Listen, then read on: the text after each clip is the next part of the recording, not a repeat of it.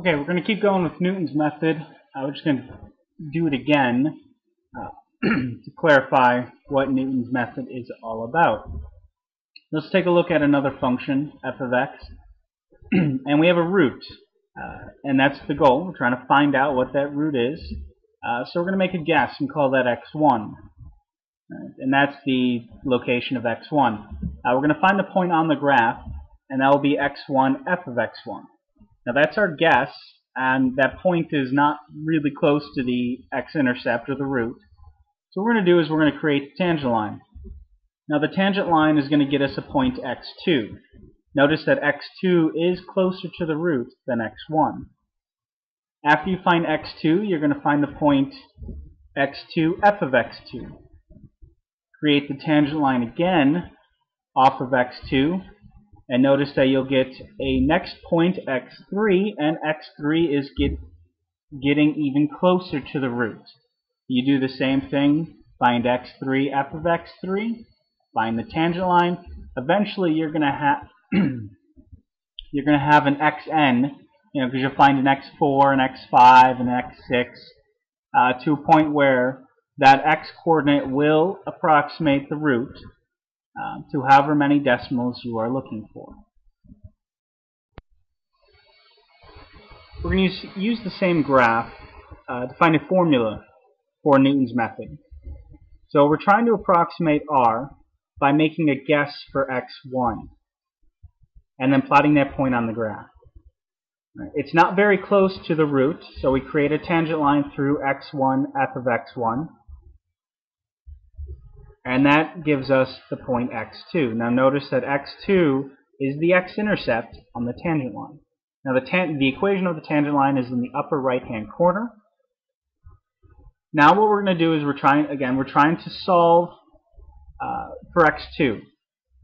Now the way we would do this is we would take the equation of the tangent line and we would set it equal to 0, or y equals 0. So plug in y equals 0. And we know the x-coordinate is going to be x2, so replace x with x2. And then what we're going to do is we're going to solve for x2, since we know what x1 is, and we'll know what f of x1 and f prime of x1 are. Okay, so divide both sides by f prime of x1, and then add x1 to both sides. Flip it around, and you get x2 equals x1 minus f of x1 over f prime of x1. So in order to find x2, all we needed was x1. Now let's see what happens when we try to solve for x3. So we would plot the point x2, f of x2, create the tangent line, and then plot our point x3.